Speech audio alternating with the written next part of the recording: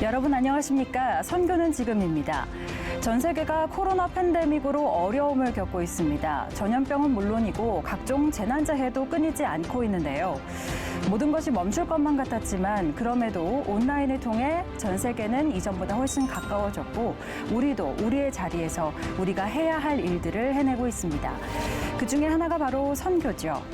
선교에 관한 모든 것, 선교는 지금. 앞으로 이 시간을 통해 선교에 관한 소식을 전해드릴 텐데요. 함께 기도하는 마음으로 시청해 주시면 감사하겠습니다. 선교는 지금 바로 시작합니다.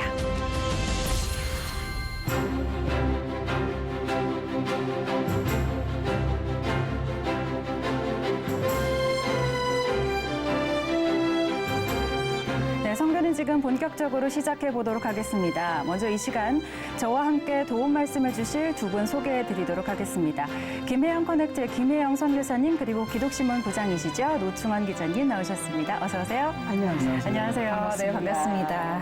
자, 선교 전문 프로그램에서 두 분을 또 뵈니까 좀 새롭기도 하고 든든하기도 하고 그런 마음인데요. 소감이 어떠신지 먼저 좀 여쭐까요? 너무 기쁘고 영광스럽고 마음이 너무 즐겁고 좋습니다. 네, 좋습니다. 저희가 즐겨하는 이야기, 선교 현장 이야기 아니겠습니까? 네. 선교 현장 이야기를 이렇게 시적절하게 다루는 그런 프로그램을 시작해 주셔서 너무 고맙습니다. 시적절하다는 말씀은 지금 이 시기가 가장 선교가 필요한 시기라는 그렇죠. 말씀이시죠? 네네. 네, 좋습니다. 우리 기자님은 또 소감이 어떠신가요? 선교가 뭐 이렇게 어려운 시대인데 네. 선교는 뭐 혼자서 할 수 있는 일이 아니라고 생각합니다. 네. 아무리 뛰어난 선교사가 있더라도 후원교회가 있고 또 현지 교회가 있고 함께 그 기도의 끈을 묶어야 하는데요. 네. 그런 의미에서 그런 기회를 마련하는 그 좋은 프로그램에 참여하게 된 것 같아서 매우 기쁩니다. 네, 앞으로 두 분께 의지하면서 잘 나아가도록 하겠습니다. 잘 부탁드립니다. 네, 좋습니다. 자, 그런 의미들을 저희가 좀 더 친절하게 시청자 여러분께 전해드릴 수 있었으면 하는 바람인데요. 먼저 두 분이 사진으로 전하는 선교 이야기 준비해 오셨다고 들었습니다. 네. 먼저 노충원 기자님.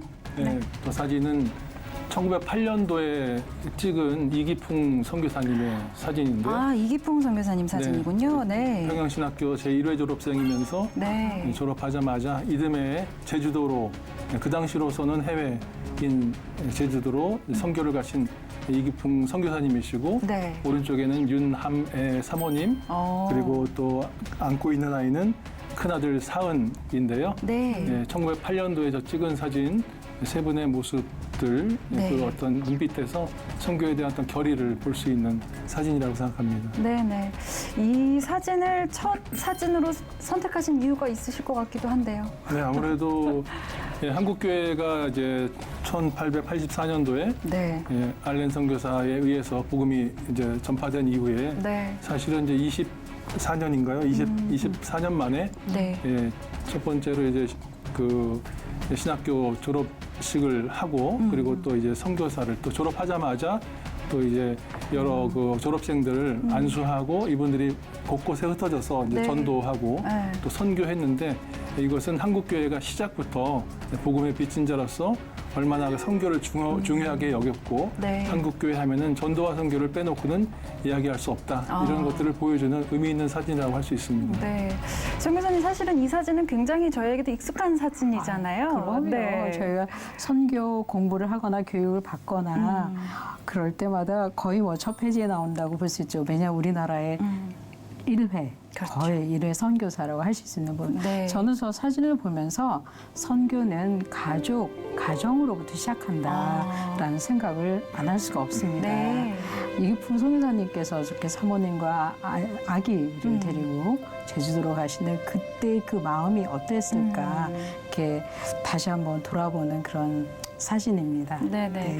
이기풍 선교사님도 훌륭하시지만 이제 윤함의 사모님 같은 경우도요. 네네. 숭의학교에서 이제 현대식 조산법을 배워서 선교지에 가서 또 이제 제주 선교를 처음에 할 때 이기풍 선교사님께서 굉장히 핍박을 많이 당하셨는데 그런 것들을 돌파하고 선교지에 녹아들 수 있었던데 사모님의 역할이 지대했던 것 같습니다. 네, 어떻게 보면 선교는 가정으로부터 시작된다라는 그럼요. 말이 네. 또 뒷받침되는 그런 그럼요. 내용이기도 한 것 같습니다. 네. 저렇게 좀 낡고 빛바랜 사진 속에서도 선교에 대한 그런 불타는 사명이 좀 느껴지는 그런 네. 사진인 것 같습니다. 네. 자, 다음은 김혜영 선교사님께서 가져오신 사진을 함께 좀 봤으면 좋겠는데요. 어떤 사진인가요? 네, 저는 아시다시피 지금 국제적으로 굉장히 네. 많은 재해, 재난 이런 일들이 일어나고 있지 않습니까? 네. 네, IT에도 지금 또 강진이 왔습니다. 네. 또 7월에도 왔고 8월 얼마 전에도 또 왔거든요. 네. 지진으로 인해서 정말 많은 사상자가 나오고 또 복구 작업이 이루어져야 되지만 네. 여의치 않은 형편입니다. IT는 지금 지속적인 어려움에 노출되어 있고요. 또 대지진 이후에 그 여파가 현재까지도 이어지고 또 정치적인 불안정이 지속이 되고 있고 네. 그러니까 이렇게 IT 국민들은 정말 이렇게 동서남북으로 볼수록 모든 상황들이 너무나 어려우니까 네. 환경이 어려우면 영적으로 낭망할 수밖에 없잖아요. 그래서 정말 그러한 상황들을 네. 접할 때마다 안타까운 마음이 듭니다. 네. 네, 그럴 것 같습니다. IT 하면은 이제 2010년도에 그렇죠. 우리 모두가 대지진. 기억하는 네. 그렇죠. 진도 7.0의 그 강진이 있었고 그렇죠. 이재민 300만 명 그리고 사망자 16만 명. 아. 그때 한국 교회가 굉장히 많이 또 기도하고 후원했던 것을 기억하는데요. 네, 맞습니다. 안타깝게도 10년이 지난 지금 또 이렇게 또 큰 지진이 지진이 또 왔습니다. 생겼습니다. 코로나19 상황이라서 네. 점령가 더 큰데 맞아요. 정말 걱정이네요. 네, 이렇게 대지진이 오거나 어려움이 오면 취약한 계층, 또 가난한 이웃들이 정말 더 이상 기댈 곳이 없는 가장 열악한 환경으로 내몰리게 되거든요. 네. 또 그런 상황에 처하게 되고 자연재해가 지금 전 세계 곳곳에서 지금 일어나고 있잖아요. 그래서 그리스의 또 산불, 또 지중해 국가들의 살인적인 폭염, 이런 것들을 기후 재앙이다라고 말을 하고 있는데 우리가 할 수 있는 노력들도 있을 것 같아요. 네. 근데 한편 이러한 재앙들의 모든 주관자이신 하나님을 생각하지 않을 수 없고 그런 한편 또 하나님을 믿는 우리들이 무슨 일을 할 수 있을까? 이러한 재해, 이러한 재난에서 믿음을 가진 우리가 뭘 할 수 있을까 생각해보는 그런 시간이 되면 좋겠어요. 네, 맞습니다. 사실 코로나19가 너무 길어지고 있어서 안 그래도 힘든 상황에서 이렇게 기후 재앙이라는 말이 나올 정도로 그렇죠. 자연재해까지 계속 엎친 데 덮친 격으로 이어지고 있습니다. 이런 상황에서 아무래도 선교사님들이 너무나도 힘드실 것 같다는 생각이 드는데요. 상황이 좀 어떻습니까? 그렇죠. 지금 IT도 그렇지만은 얼마 전에 이제 탈레반이 네. 아프가니스탄에서 카불을 네. 접수하지 않았습니까? 이러한 상황들, 국제 정치 상황들을 저희가 들여다보고 또 중동 지역의 역학 관계가 앞으로 어떻게 펼쳐질지 정말 관심 있게 들여다봐야 되거든요. 네. 그러다 보니 세계 각지 선교사님들이 또 어떤 도움이 필요한지, 네. 어떤 어려움에 노출되어 있는지 우리 하나님의 사람들이 믿음의 사람들이 어떻게 기도해야 되는지 살펴봐야 될 것 같습니다. 네, 맞습니다. 네. 선교는 사실 현지에서만 이루어지는 것이 아니라 우리가 사는 곳에서부터 그럼요. 시작되는 거잖아요. 네, 네, 우리가 네. 좀 더 관심을 갖고 기도해야 할 것 같다는 생각이 들었습니다. 우리가 다 알 수는 없지만 우리가 사는 곳은 물론이고 이 선교지 곳곳에서 하나님은 오늘도 당신의 뜻을 이루어가고 계신데요. 이번에는 바로 그 현장으로 가보겠습니다. 부르키나파소로 가보겠습니다.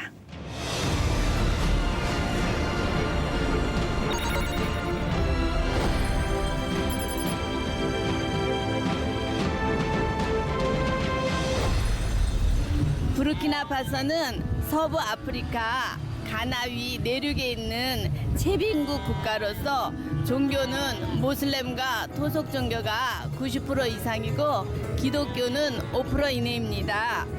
부르키나파소는 정직한 사람들의 나라라는 뜻을 가지고 있으며 이미 100년 전에 미국 선교사님들에 의해 기독교가 들어왔고 곳곳마다 교회가 있습니다.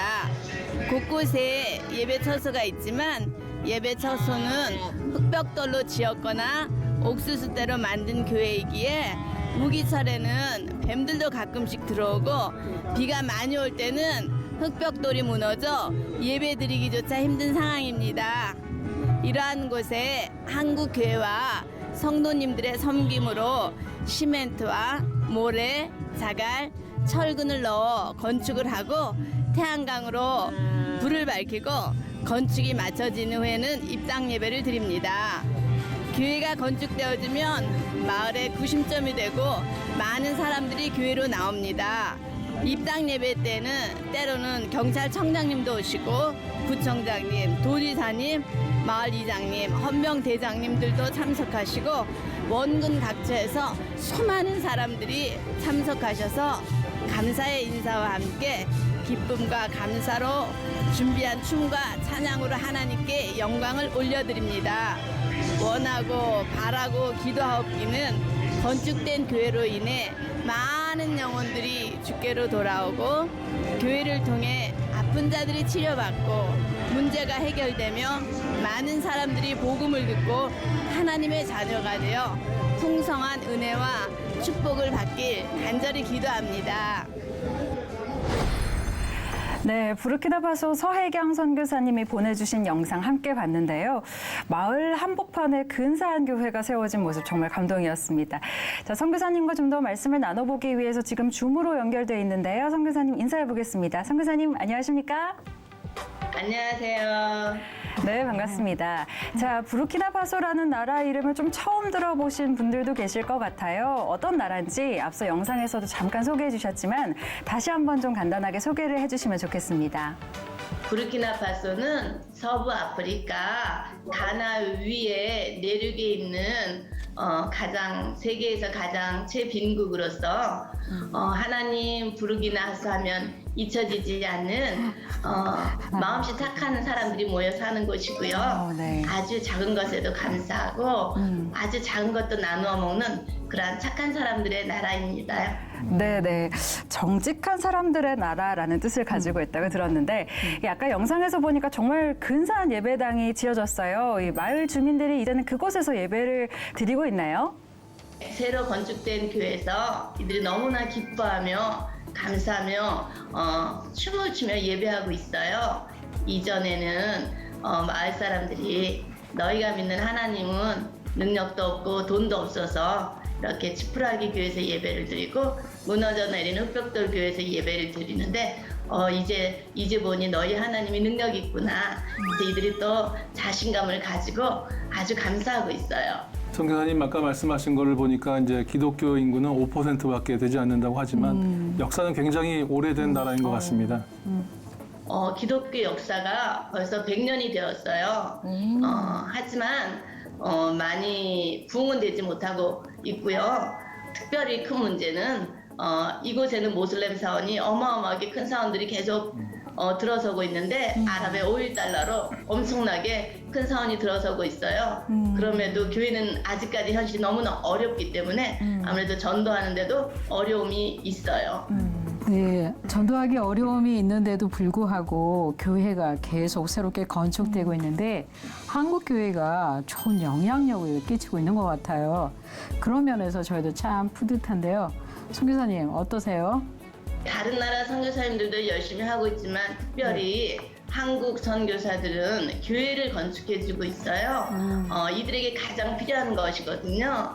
그렇기 때문에 우리 부르키나파소 교회 성도님들은 정말 한국을 사랑하고 우리가 입당 예배 때는 정말 한국 교회를 위해서 대한민국을 위해서 이들이 열심으로 기도하고 있어요. 네, 참 감사한 일인 것 같습니다. 또 하나 여쭙고 싶은 것은 이 코로나로 인한 여건도 좀 상당히 안 좋으실 텐데 현재 가장 큰 어려움이 있다면 어떤 게 있을까요? 모든 선교지가 그렇듯이 부르키나파소도 의료시설이 가장 취약하고 저 같은 경우에도 엄청 많이 아파도 이제 병원을 못 가고 있는 상황이고요. 못 가는 게 아니라 안 가고 있는 상황이고요. 집에서 쉬고 있는 상황이고요. 그리고 저희들은 사역이 아무래도 사람들이 많이 모이는 곳을 다닙니다. 근데 이 나라는 또 테러에 너무나 노출되어 있고 그런 면이 저희에게는 가장 어려운 점으로 다가오고 있습니다. 네. 저희들이 사역지마다 다닐 때마다 안전으로 지켜주시고 건강으로 지켜주시고 오직 브리키나파소는 교회 건축할 곳이 너무나 많기 때문에 한국 성도님들의 기도와 많은 섬김을 필요로 하고 있습니다. 곳곳마다 하나님의 교회가 세워지기를 기도하고 있습니다. 네, 모쪼록 안전하게 사역하시기를 저희도 이곳에서 함께 기도하도록 하겠습니다. 선교사님 말씀 감사합니다. 감사합니다. 네, 이 감기 몸살이와도 병원을 갈 수 없는 선교지 환경이고 또 테러에도 노출돼 있다 보니까 여러모로 제약이 많을 수밖에 없을 텐데요. 무엇보다 많은 분들의 기도가 필요할 것 같습니다. 지금까지 부르키나파소 서혜경 선교사와 이야기 나눠봤습니다.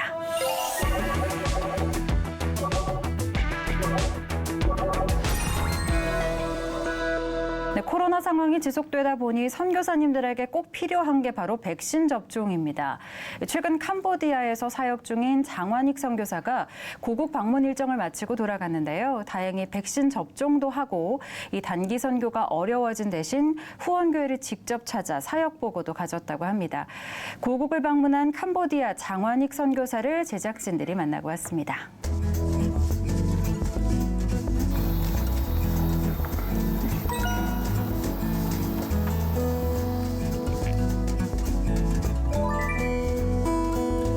안녕하세요. 저희는 1993년부터 2006년까지는 베트남에 사역을 했고 2006년부터 지금까지는 캄보디아 푸놈펜에서 사역하고 있는 장완익 변옥선입니다.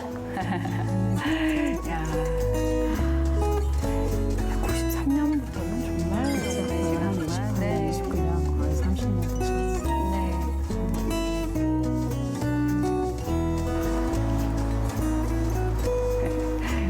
한 세대. 그렇죠. 30년이면 한 세대인데. 한국에 들어오면 여러 선교단체, GMS를 포함해서 선교원을 이용했었는데 청약이라는 제도를 알게 되었고 마침 그것이 잘 연결되어서 3년 전 정확히 말씀드리면 2019년 1월에 이 집에 들어오게 됐습니다. 편안하게 쉴 수 있는 공간이 있다는 게 너무 감사하고요. 많은 선교사님들이 이런 제도를 좀 혜택을 받았으면 좋겠다는 생각이 가져요. 근데 주거 문제도 사실 중요하니까요. 그렇죠. 네. 신분증만 들고 하고 다른 건 놓고 하지 뭐. 가자.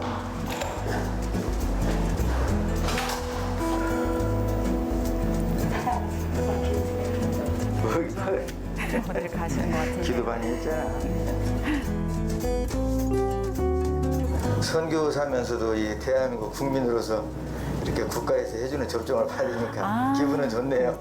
백신 접종하러 가시는 길이신가 봐요. 현지에서는 뭐 너무 오래 기다리고 힘드실 그렇죠. 텐데. 네네. 이렇게 또 나오신 김에 일정이 맞아서 그렇죠. 백신을 접종하실 수 있는 것도 참 감사한 일인 것 같아요. 맞아요.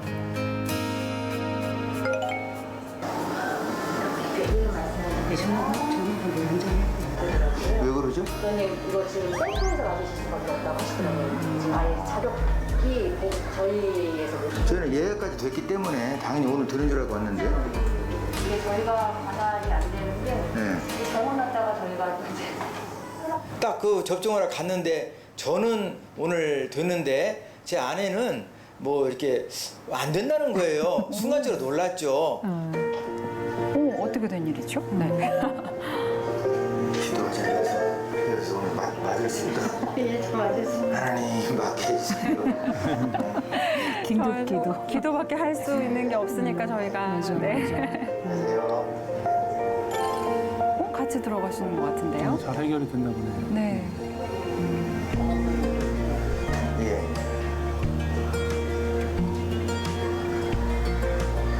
감사합니다. 과연? 예. 예. 보자. 그럼에도 불구하고 잠깐 손잡고 기도하고 하나님 앞에 오늘 못 맞으면 어렵습니다. 하나님 도와주세요 했는데 바로 또 이렇게 보건소하고 병원하고 사이에 상의를 하더니 일단은 접종하는 걸로 해서 무사히 접종에 성공했습니다. 다행입니다. 안 됐네요. 네.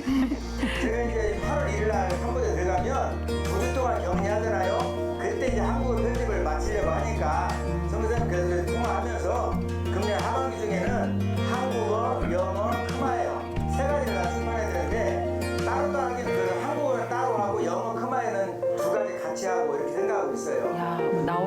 계속 사역과 관련된 네, 분주하시네요. 교회 역사라는 그런 단어를 생각할 때 이렇게 떠올릴 때 그분들은 그렇게 반겨하거나 즐겁지 않습니다. 왜 그러냐면 캄보디아의 아까 말씀드린 1975년부터 89년 한 15년 사이에 많은 캄보디아인들이 희생되었고 학살되었고 그 당시 인구 600만 명 가운데 200만 명이 실종 내지는 사망이기 때문에 민족의 역사 중에서는 가장 큰 아픔을 겪었거든요.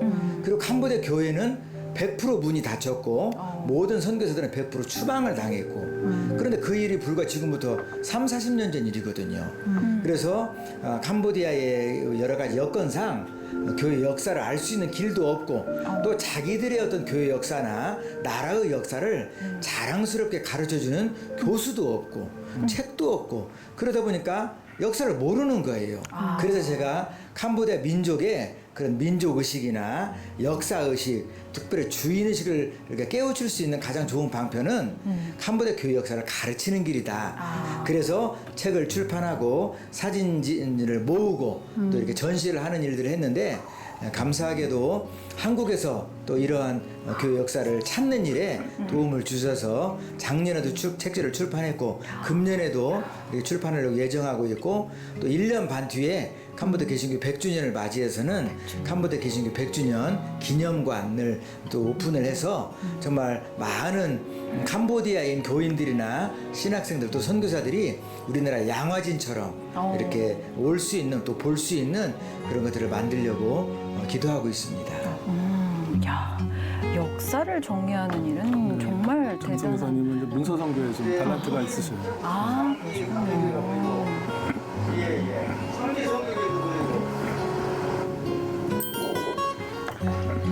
자, 교회를 좀 방문을 하셨는데요. 세임교회. 안녕하세요. 코로나 때문에.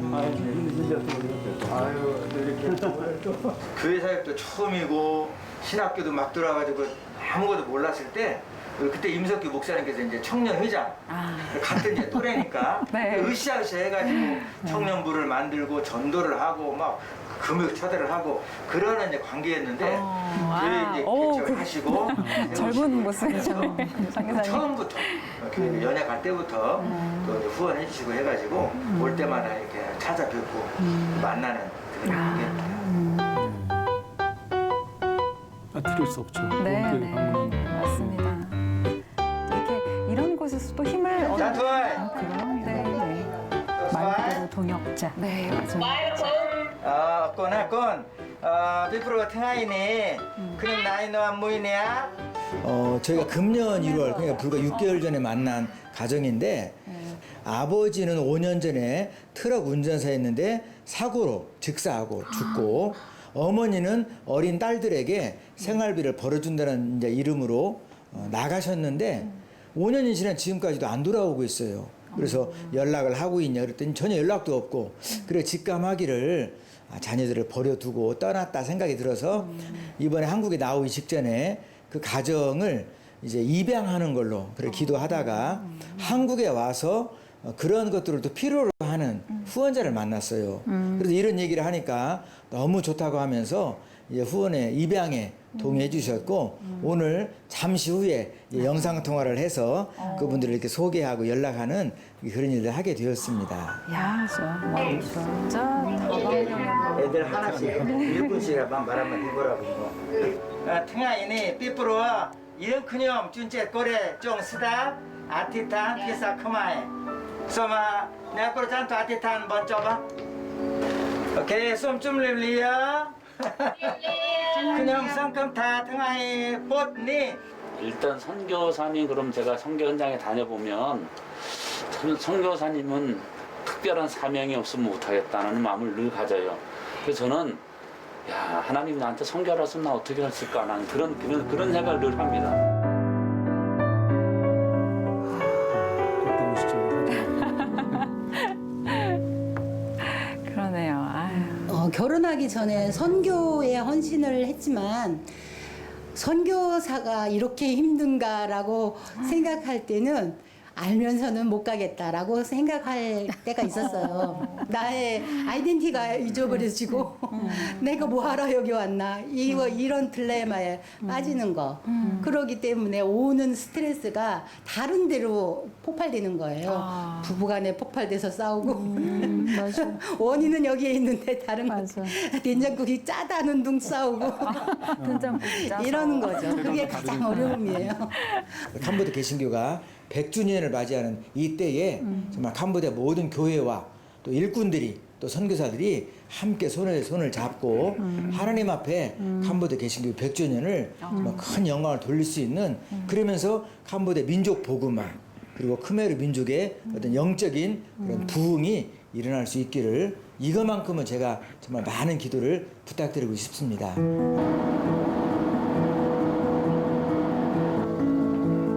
이제 다시 가시나 네 돌아가시는 날인가 봐요. 네. 아이고.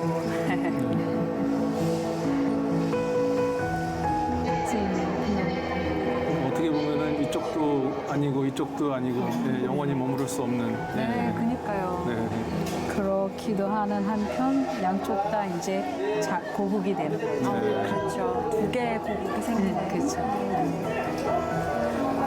한국에 있으면 캄보디아가 고국이고. 그렇죠. 몸은 한국에 와 있으니까 여러 가지 좋은 점도 있고 당연히 볼 일이 있어 왔지만 정말 마음만큼은 캄보디아로 빨리 돌아가고 싶고 또 캄보디아에서의 부르심을 계속 듣고 있습니다.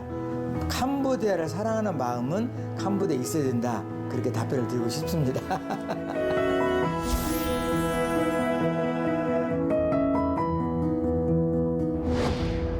야, 한국에 오셔서도 뭐 백신도 맞으시고 후원자 연결도 하시고 정말 바쁜 일정을 보내셨는데 아까 우리 사모님께서 말씀을 하셨습니다마는 알았으면 이 일 못했을 것 같다라고 맞아요, 생각하실 맞아. 정도로 네, 내가 이거 네. 뭐 하고 있나 하실 정도로 사역의 분야가 굉장히 다양하다는 생각도 그렇죠, 들었거든요. 그렇죠. 네. 정 교사님 보시면서 어떠셨나요? 저는 사모님의 그 말씀을 들으면서 문화 충격, 또 문화 적응 이런 말들이 생각이 났는데요. 네. 보통 타문화권에 가서 그것을 적응하고 내 것으로 받아들이는데 10년 이상이 걸릴 수밖에 없거든요.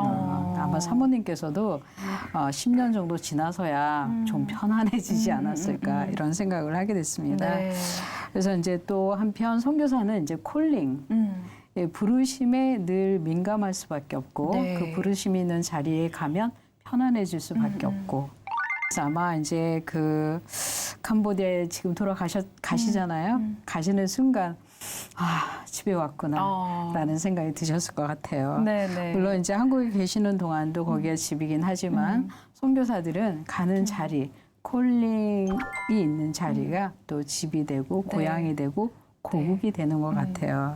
그래서 어쨌든 이제 또 한국에 머무시는 동안 다양한 일들을 이렇게 처리하셨는데 특별히 선교사님께서는 그 캄보디아의 기독교 선교 역사를 네, 문서로 네. 남기고 정리하는 일을 하고 계시더라고요.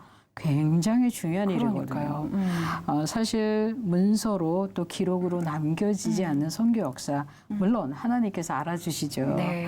또 생명책에 다 기록이 되고 그렇지만 또 믿음의 후손들을 위해서 저희가 중요한 기록들을 남기는 것도 네. 정말 중요한 것 같아요. 네, 그래서 맞습니다. 그런 의미에서 장선교사님의 그 문서 사역은 그 어떤 선교 사역보다도 또 중요하다 네. 이런 생각이 들었습니다. 네, 좋습니다. 저는 우리 기자님 어떻게 네. 보셨어요? 장선훈 교사님을 보니까 작년 4월 달에 선 교사님이 선교 편지를 보낸 걸 제가 받았던 네. 기억이 나는데요. 네. 그 편지를 이제 부탁드린 것은 이제 코로나 상황이 시작되고 나서 얼마나 좀 어려운가 뭐 이런 얘기였는데 네. 거기에 보면은 교회 세 군데와 또 국제학교를 운영을 했는데 예, 그 교사들 급여를 줄 수가 없고 또 수업이 안 돼서 다 돌려보냈는데 네. 교사들이 또 마땅히 갈 곳이 없어가지고 교사 4명 중에 3명이 아직 남아있다. 그래서 그 사람들 데리고 그 건물 한켠에 있는 그 땅을 개간해서 텃밭을 만들고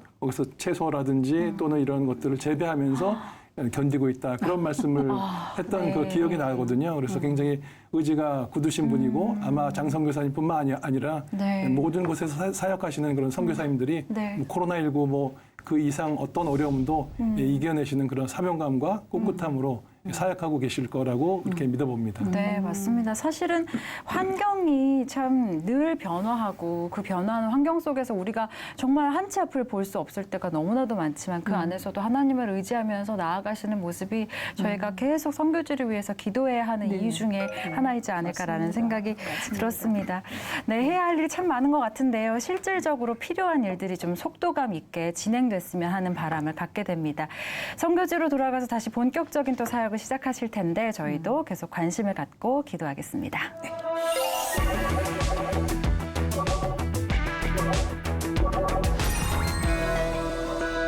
네, 팬데믹 상황에서 가장 우려했던 부분이 바로 세계 선교 현장이었습니다. 향후 세계 선교는 어떤 전략들을 가지고 나아가야 할지 고민도 깊어지는 시기인데요. 오늘 이 시간 한국 세계 선교 협의회 강대흥 사무총장 모시고 관련 이야기 나눠보도록 하겠습니다. 어서 오십시오. 네, 안녕하세요. 네, 안녕하세요. 저희 선교 전문 프로그램 첫 회에 우리 사무총장님이 나와주셨는데요. 감사합니다. 첫 회. 네, 첫 회입니다. 영광이네요. 아유, 네. 오늘 나와주신 소감이 좀 어떠신가요? 첫 회라고 그러니까 갑자기 이 책임감이 들고 또 선교 현장 이야기인데 선교 현장에서 네. 정말 묵묵히 자기 일에 충실하는 매스컴에 별로 안 나오는 그러나 이제 사람을 키우는 네. 그런 좋은 건강한 선교사들이 많이 소개되면 좋겠네요. 네, 네, 좋습니다. 그런 네. 프로그램이 되도록 저희도 노력하도록 하겠습니다. 네, 네. 우리 세 분 또 잘 알고 계시니까 오늘 또 화기애애한 네. 분위기가 될 거라 믿으면서. 자, 먼저 사무총장님, 한국세계선교협의회 많은 분들 알고 계시겠지만 한 번 더 소개를 좀 부탁드리겠습니다. 한국 세계 선교 협의회는 이제 한국에서 선교하는 교회하고 단체들이 회원으로 있어요. 네. 그래서 이제 145개 선교 단체 그리고 이제 한 40여 명의 그 교회들이 네. 협력을 해서 네. 한국 교회가 어떻게 건강하게 선교할 수 있을까? 직접적으로 선교하기보다는 전략을 개발하고 또 선교사님들이 힘들어하는 부분을 책임져주고 네. 또 잘하는 단체는 더 잘할 수 있도록 이제 그렇게 하는 데죠. 네. 네. 한국교회 이제 선교 사역을 얘기할 때 선교 통계를 우리가 이제 간과하지 못하는데요. 선교 통계를 보면서 우리가 좀 더 열심도 낼 수 있고 또 떨어지게 되면은 뭐 안타깝기도 하고 그런데 이제 최근에 발표된 그 선교 통계를 보니까 제가 좀 의아한 것이 있었는데 무려 이제 지난해하고 비교했을 때 선교사 숫자가 6천 명이라는 엄청난 숫자가 이제 감소된 거로 돼 있는데 그게 왜 그렇게 된 겁니까? 그래서 이제 저도 그걸 보고 궁금해서 이제 좀 살펴봤어요. 근데 네. 과거에는 이제 KWMA하고 크림이라는 단체가 각각 조사를 했는데 근데 여기 기준의 차이가 있는데 이제 저희 KWMA는 일단 교회가 생각할 때 선교사를 파송했다고 하는 사람들을 다 이렇게 쳤는데 크림은 이제 기준을 만들어서 그런 선교사들이 지금 현장에 있는지 또 그분들이 교단 선교단체 파송을 받았는지 그래서 재정 후원을 받고 있는지 네. 그리고 자비량인지 아닌지 단기인지 아닌지 이렇게 해서 나름대로 규정을 정해서 이제 과거에 선교사로 파송됐지만 지금 안 있는 사람들 빼버리고 네. 선교단체에서 파송받고 후원을 받고 그리고 장기로 사역하고 있는 이런 분들을 정하게 된 거죠. 네. 그래서 이제 사역이 선교사들의 숫자가 상당히 구체화가 됐는데요. 그래도 이제 이해가 잘 안 된 거예요. 네. 6천 명 이상이 빠지니까. 그래서 이제 담당자를 불러서 이제 얘기를 했습니다. 네. 얘기를 했더니 이렇게 페이퍼 2장을 가져왔는데 네. 여기에 이제 단체 이름이 한 50개 단체가 이름이 다 써 있고 그 단체가 전에는 몇 명이었는데 지금은 몇 명이고 이런 통계를 다 가지고 온 거예요. 네. 그래서 저희가 대외적으로 돌리지 않고 있지만은 그걸 보고 더 한국계 선교의 숫자가 네. 더 보수적으로 건강하게 그래서 나 스스로 내가 선교사입니다. 네. 또 어떤 교회의 파송을 받아간 사람 또 자비량으로 하는 사람 네. 또 혼자 스스로 나가서 나 실버 선교사입니다. 이런 사람들은 기본적으로 숫자에서 다 제외가 된 거죠. 네. 그럼에도 불구하고 작년 선교사 통계가 2만 2천 명이 넘거든요. 네. 그것은 한국교회가 앞으로 할 일이 굉장히 많다는 그런 좀 생각이 듭니다. 네네. 근데 그 선교사 숫자를 이제 과거에 중요하게 생각한 때가 있었어요. 그래서 KW 홈페이지에도 들어가면은 저희가 이제 타겟 2030을 하면서 10만 명의 선교 봉사자 살펴보니까 옛날에 이제 엑스플로 74 할 때 김중건 목사님께서 하신 말씀이에요. 네. 10만 명의 선교 봉사자가 나와야 합니다. 예, 이걸 말씀하신 거예요. 네. 그래서 10만 명의 전문적인 선교사, 그리고 이제 100만 명의 자비량 선교사. 그런데 거기에 이제 비전적인 수치라는 이제 이렇게 말이 있는 거죠. 그래서 선교사 숫자를 지금 중요하게 생각하는 때는 아닌 것 같고, 그래서 이제 건강한 선교사들이 또 케어받고 있는 선교사들이 또 이제 전문적으로 선교에 헌신하고 후원도 받고 있는 사람들이. 네. 그래서 사실 요즘에 선교사님들이 현장에 나가서 후원도 받고 있지만은 뭔가 좀 부족해서 자비량으로 무슨 비즈니스도 하고 이런 것에 대해서 네. 저희들은 상당히 우려스럽게 바라보고 있습니다. 우려의 측면도 있다. 그러니까 네. 어떻게 보면 선교사의 숫자도 중요하지만 전문적으로 활동할 수 있고 좀 케어를 받는 선교사들이 활동하는 것도 그만큼 중요하다. 그렇죠. 네. 선교사가 어떤 단체에 속해서 케어를 받아야 되는데 일단 선교사는 선교적으로 하도록 훈련을 받은 사람인데 일반적으로 목사들은 비즈니스하도록 훈련받은 사람이 아니기 때문에 이제 아이템만 가지고 뭐 어쩌다가 잘 되는 경우도 있지만은 선교의 흐름이 네. 그렇게 움직여지는 것에 대해서 우려스러움이 있습니다. 네네네. 장기적으로 좀 더 건강한 선교를 하기 위해서는 그런 관리가 조금 더 필요하겠다는 네. 생각이 듭니다. 자, 이번에는 선교대회 이야기를 좀 해봤으면 좋겠는데요. 정기적으로 좀 선교대회를 개최하고 계시죠? 저희가 정기적으로 하는 거는 1년에 한 번인데요. 네. 한국 선교 지도자 포럼이라는 게 있어요. 네. 그래서 이제 줄여서 한선지포 네, 이렇게 한선지포. 얘기를 하는데 네. 주로 이제 12월 달 초에 네. 있습니다. 네. 그래서 그 해의 선교적인 이슈를 정리해서 그걸 가지고 이제 이틀 혹은 3일 정도 하는데 이제 작년에는 이제 온라인으로 했고요. 금년에도 이제 아마 금년에는 저희들이 그 온라인으로 하지만은 네. 이제 메타버스 안에서 그것을 진행할 준비를 지금 하고 있습니다. 네, 좋습니다. KWMA는 이제 뭐 대회를 하는 그런 단체라기보다도 선교 단체의 선교 단체 역할을 하기 때문에 네. 예, 그런 어떤 조정이랄까요, 예, 또 전략에 대한 어떤 나눔이랄까요, 뭐 그런 것들이 더 중요한 기능으로 알고 있습니다. 네, 그렇군요. 우리 선교사님도 네, 궁금하신 점 있으실 것 그럼요. 같은데요. 네. 사실 작년 올해 지금 코로나로 선교 현장에 굉장히 큰 그 영향을 그렇죠. 받고 있는데요. 국내외적으로 이런 급변하는 선교 환경 가운데서 KWMA가 주도적으로 또 선교 운동을 이끌어 가셔야 할 텐데 나타나는 여러 가지 현상들이 부정적인 요인들이 너무 많잖아요.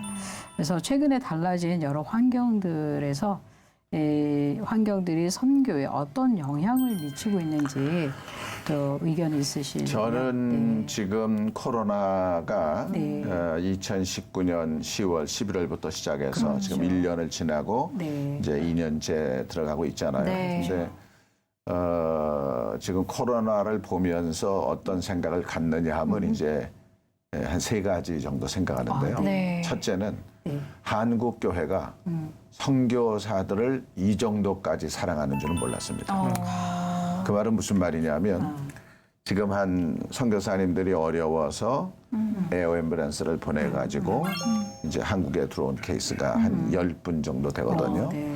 그리고 이제 코로나로 인해서 돌아가신 분이 24분 정도가 되는 거예요. 근데 그 전통적인 생각은 뭐냐면은 선교지에 가서 죽는 거거든요. 맞아요. 근데 지금 한국 교회가 보여주고 있는 것이 비행기 이렇게 보내죠. 네. 보통 한 2억 원 정도 들거든요. 근데 그걸 개교회 단위로 교단별로 조그마한 교단도 그렇게 해요. 그래서 온 교회들이 십시일반으로 헌금을 해서 비행기를 띄우는 거죠. 그래서 이마만큼 선교사들에 대해서 이 사랑을 교회들이 보여주는 것에 대해서 많이 놀래고 있고요. 오케이. 두 번째는 선교사님들 중에서 이제 코로나로 돌아가신 분이 아까 한 24분 된다고 그러지 않았어요? 근데 이제 돌아가셨는데 근데 한국 교회가 그분들에 대한 관심이 계속되는 거예요. 그 자기 교회 선교사가 아닌데도 어떤 교회는 그냥 한 사람 앞에 한 1,000불씩 지원하고 또 어떤 교회는 또 10,000불씩 지원하고 또 그리고 그 목사님이 돌아가셔가지고 사모님께서 이게 정말 갑자기 당한 일이니까 한국에 근거도 없으니까 화장하고 다 뿌려야 되는데 그런 일을 위해서 낙골당이 또 준비가 되어지고 그래서 정말 우리 한국 교회가 선교를 사랑하는구나 이제 이런 거를 이제 많이 네. 깨닫고 있죠. 선교에 있어서는 일단은 이제 모임이 안 돼 이루어지고 있지 않으니까 예, 사실은 좀 어쨌든 선교적인 활동이 선교제에 있다고 보여지진 네. 않아요. 그래서 이제 그 주로 거기도 이제 줌 가지고 이렇게 하는데 좀 아쉬웠다고 할까 조금 불만스럽다고 생각하는 게 이단이 날치는 거예요. 이단, 온라인 이단. 온라인 네. 이단이 그러면서 성경 공부하자. 네. 그리고 이제 온갖 좋은 거 다 말 갖다 이런 것들이 생각보다 많은 거예요. 그리고 그런 일에 대해서 반대하면 또 이 사람들은 고소하고. 네. 그래서 이런 것들이 이제 갖는 폐해가 네. 있습니다. 사실 참 여러 가지 제약이 생길 수밖에 없는 그런 환경이지만 또 그 안에서 오히려 또 많은 교인들이 또 선교사들의 그런 상황에 대해서 훨씬 더 관심을 갖게 되는 그런 계기도 되지 않았나라는 생각이 듭니다. 자, KWMA 한국세계선교의 역할에 대해서 좀 이야기를 나눠봤으면 좋겠는데요. 현재 좀 어떤 사역들을 좀 진행하고 계신지 나눠주시면 좋겠습니다. 저희들이 하는 사역들이 좀 몇 가지가 있는데요. 첫째는 그 하나님께서 한국의 이주민 다문화 사람들이 2021년 6월 말 통계로 네. 220만 명이에요. 220만 명. 그래서 네. 이제 그게 2019년까지 250만이었는데 네. 코로나가 들어오면서 많이 떨어서 200만 아래로 떨어져서 지금 회복이 돼서 네. 이제 220만이고 이제 2030년까지 아마 300만이 될 거라고 생각을 합니다. 네, 네. 그런데 이제 저희 한국 교회가 이제 소위 그 전방 개척 지역이라고 하는 미전도 종족이 있는 지역이나 이렇게 선교사들을 많이 보내게 됐는데 선교사 파송도 어렵고 선교 현장에서 그런 분들에게 사역하는 것도 이게 환경이 열리지를 않아서 실제적으로 단기 사역을 중심으로 우리 교회는 이 정도면 선교했다. 이렇게 위로가 되는 교회는 지금 이제 어찌할 바를 모르는 거죠. 이제 지금 나가야 되는데 네. 나갈 길은 없고 또 현장에서도 모이지 말라 그러니까 선교사가 어떻게 할 수 있는 일은 없는 거죠. 네. 그래서 제가 이제 기도하다가 생각을 해보니까 그런 사람들이 한국에 다 있는 거예요. 그런 사람들이.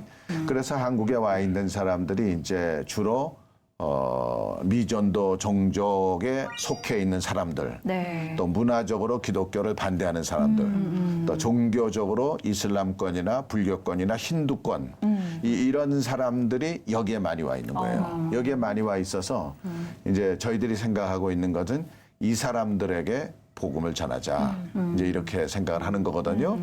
그래서 이제 몇 가지를 생각을 하고 있는데 첫 번째는 뭐냐 하면은 230만의 사람이 전국에 흩어져 있잖아요. 네. 그래서 전국의 선교사들이 다 갈 수는 없는데 우리도 전국에 있는 게 있더라고요.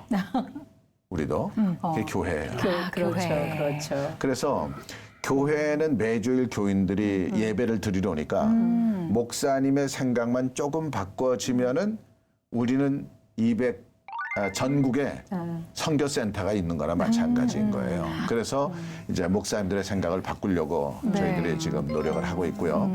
두 번째 생각하는 거는 현재 이 다문화 이주민을 저희들이 이제 몇 가지 카테고리로 나누는데 첫 번째는 이제 유학생이 있고 두 번째는 이제 그 노동하는 사람이 있고 네. 세 번째는 난민이 있어요. 네. 그리고 네 번째는 이제 외국 사람과 결혼한 다문화 가정이 있는 가족. 거예요. 네. 그래서 이런 걸 중심으로 해가지고 비자발적으로 한국에 나와 있는 선교사님들이나 한국에는 교회 목사님들 중에서 우리 교회가 뭔가 선교적으로 이게 변화가 이렇게 필요하다 네. 하시는 분들을 저희가 초청해서 이제 사역 전환 세미나를 해요. 네. 그게 이제 10월 달에 하거든요. 네. 그래서 한 200명 정도 사역을 안 하는 사람들, 어. 기존 사역하는 사람들이 오는 게 아니고 네. 사역을 안 해서 뭔가 새로운 사역을 이렇게 찾으려고 하는, 그래서 이제 이주민 사역을 저희들이 그렇게 하고 있고요.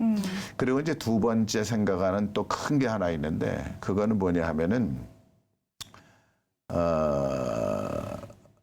그리스도인이 가지고 있는 은사나 특성이나 재주나 기프트나 탤런트가 네. 선교적으로 쓰임 받았으면 좋겠다 하는 운동을 시작했어요. 네. 그래서 이제 세 가지 코 이슈가 있는데요. 네. 첫째는 이거고요. 두 번째는 선교제에 필요한 모든 것을 교회가 선교비를 재정을 써서 다 할 수는 없다. 이렇게 생각을 합니다. 그래서 이런 일을 하기 위해서 저희가 세 번째로 생각하고 있는 것이 모든 성도가 좀 선교적 성도. 그러니까 영어로 얘기하면 미션 마인디드 크리스천. 미션 마인드드 크리스천 이렇게 선교적인 마음을 가지고 있는 네. 이런 사람을 이제 좀 만들려고 하는 거죠. 그래서 이걸 놓고 기도하다가 네. 제가 이제 우리 이사들하고 대화를 좀 했어요. 이사들하고 대화를 했더니 좋아하는 거예요. 네. 그래가지고 지난달에 8개 교단의 대표들을 모아서 대화를 했어요. 다 좋아해요. 네. 그래가지고 이제 다음 달에 이제 30개 교회 중견교회 목사님들이 모여가지고 네. 이걸 의논을 해요. 그래서 이제 한국 사람들 해외도 있으니까 네.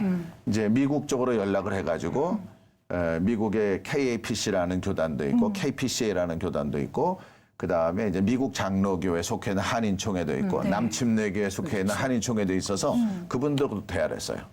그래서 그분들 총회장, 사무총장하고 줌 미팅을 날짜를 잡아가지고 했는데 다 좋아하는 거예요. 다. 그래서 저희들이 이거를 좀 구체적으로 하기 위해 가지고 네. 그러니까 결론은 이제 이거는 이제 교회 목사님들이 자기 교인들을 이렇게 훈련해야 되는 거거든요. 네네. 그래서 이제 선교 평신도 선교 자원 동원 운동 좀 길긴 하지만은 네. 그래서 그런 사람들을 우리가 그 뱀하는 사람을 뱀어 이렇게 네. 하는 것처럼 그러니까 미션에다가 ER을 붙여서 미셔너. 근데 이런 사람들 선교사는 아니에요. 네. 그래서 선교사가 아닌 네. 평신도가 네. 자기가 가지고 있는 기술을 선교적으로 쓰임 받는 거. 그렇죠. 예를 들어서 한 달 전 일인데요. 네. 페이스북에 어떤 선교사님이 글을 썼는데 안식년원 선교사님이 1년 동안 있을 어느 집에 갔는데 가 보니까 네. 곰팡이가 나고 도배가 안 돼서 너무 힘듭니다. 근데 제가 이번에 몇 월 며칠이 생일인데 나한테 생일 선물 해줄 사람은 이번에 돈을 주시면은 여기 선교사님에게 도배를 해주겠습니다. 예산 130만 원. 이렇게 나왔어요. 그래서 이제 그게 일주일 만에 그게 됐거든요. 그래서 네. 감사합니다. 이렇게 됐는데 만약에 어떤 그리스도인이 성도가 도배하시는 분이 있는 거예요. 그럼 그분은 그렇죠. 도배지만 사다가 그 벽지만 사다가 이렇게 하면은 되는 기술을 거거든요. 이용해서. 그렇죠. 네. 그런 식으로 계산을 하니까 한 50여 종류를 이제 우리가 할 수가 있는 거예요. 네네. 그래서 이제 심지어는 저희가 어디까지 생각하냐면은 1년에 한 주간, 한 달에 한두 시간 이렇게 할 수 있는 사람이라도 예를 들어서 나는 한 달에 하루 3시간 낼 수 있다. 그럼 그 3시간에 그 주변에 있는 선교사님하고 미팅을 주는 거예요. 그래서 선교사님 얘기 듣고 네. 저녁 식사 대접하고 격려하고 그래서 이제 이런 것들을 지금 하고 있는데 현재까지는 많은 분들이 좋아하고 있고 네. 이거 꼭 해야 된다. 그래서 이제 한국에는 이제 8개, 9개, 한 10개 교단하고 네. 저희가 같이 일을 하고 있고 또 미국에는 이제 킴넷이라고 거기 이제 선교 KWMA 같은 단체가 킴넷도 있고 KWMC도 있어요. 네. 그런 단체들이 역할을 해서 이제 할 수 있도록 그래서 저희가 유럽과 아시아 다 이런 일을 하고 있고요. 네. 세 번째 저희들이 생각하고 있는 거는 아무리 이런 좋은 일이 있어도 다음 세대가 일어나지 않으면 어렵다. 그래서 이제 다음 세대를 일으키는 작업들을 지금 하고 있습니다. 어떻게 보면 변화하는 시대 상황에 맞게 새로운 선교 전략과 방법 같은 것들을 계속해서 모색하시고 또 다음 세대 선교 지도자를 또 세우는 일에 또 열심히 관심을 기울이고 계신 것 같은데요. 저희가 좀 어떻게 좀 구체적으로 함께 기도하면 좋을지 마지막으로 기도 제목을 좀 나눠주시면 좋겠습니다. 우선 그 사실 사람이 제일 중요하잖아요. 그래서 사실 한국 교회가 사람에게 좀 관심을 많이 가졌으면 좋겠어요. 네. 그래서 사람을 놓고 기도하고 뭐 이렇게 일꾼들이 세워지고 그런 그 사람을 위해서 선교사들도 역시 사람이고 또 선교사들도 현장에서 전도하고 양육해야 되는 분들도 사람인데 네네. 아무리 좋은 걸 만들어 놔도 그걸 관리할 사람이 없으면은 네네. 그냥 없어지고 말거든요. 그래서 사실 저는 다른 무엇보다도 지금은 사람에게 집중할 때다 이제 그렇게 생각을 하고요.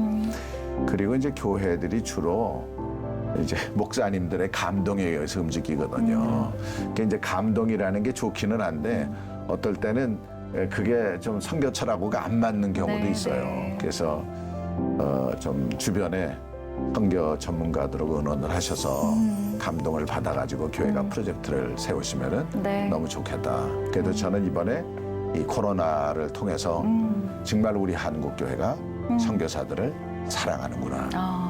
그걸 아주 정말 마음속 깊이 느끼고 있습니다. 네, 좋습니다. 사실 가든지 보내든지 우리는 모두 다 선교사의 역할을 네. 하고 있으니까요. 그 마음으로 함께 이 사역에 좀 동참해 주셨으면 좋겠다는 생각이 들었습니다.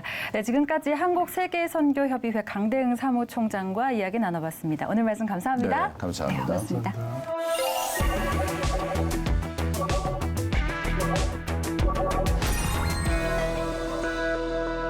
네, 선교는 지금 이제 마무리할 시간이 됐습니다. 자, 두 분 오늘 함께 하셨는데 오늘 소감이 어떠셨나요? 아, 네.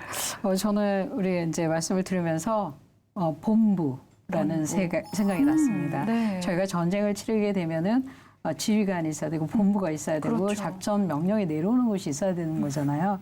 사실 선교 활동은 영적 전쟁이거든요. 그런 측면에서 우리 KWMA의 역할, 네. 또 우리 강대훈 사무총장님의 역할이 본부의 역할을 지금 해주고 계시지 않겠는가. 물론 이제 총사령관님은 예수 그리스도이시겠지만 저희 그 본부의 일사불란한 지휘와 역할 또 안내, 전략, 전술 이런 것들 선교 현장에 있는 선교사님들한테는 굉장히 중요한 그런 것이 될 수 있겠구나 그걸 또 느끼는 시간이었습니다. 네, 좋습니다. 우리 기자님 네. 어떠셨나요? 많이 감동이었고요. 네. 저 아까 영상 보면서 선교사님이 이렇게 내레이션하는 거, 또 선교사님들의 말씀, 그 이제 음성 들으면서 좀 한편으로 좀 찡했어요. 왜냐하면 네. 보통 우리가 선교사님이라고 하면은 교회가 세운 정책을 현장 가서 열심히 수행하는 분으로만 그렇게 생각했는데 목소리들 들으니까 아, 저 선교사님들을 통해서 그 현지에서 하나님께서 원하시는 그런 뜻이 있을 텐데 우리가 선교사님들에게 뭘 지시하거나 부탁하기보다도 한번 선교사님들의 목소리를 많이 듣는 시간을 가져보면 좋겠다 이런 생각을 해봤습니다. 네. 앞으로 이 시간을 통해서 선교사님들의 목소리를 많이 전달하는 그런 시간이 될 수 있도록 노력을 해야겠습니다. 두 분 다음 시간에도 또 나와주실 거죠? 그렇습니다. 네. 다음 시간에도 네. 못다한 이야기 네. 나눠주시면 좋겠습니다. 네. 자, 이 시간에도 하나님의 사랑은 끝없이 흘러가듯이 선교는 멈추지 않고 계속됩니다. 오늘 함께 나눈 소식들 기억하시면서 함께 기도해 주시면 좋겠습니다. 저희는 다음 주 선교 현장의 이야기로 다시 찾아오겠습니다. 시청해 주신 여러분 고맙습니다.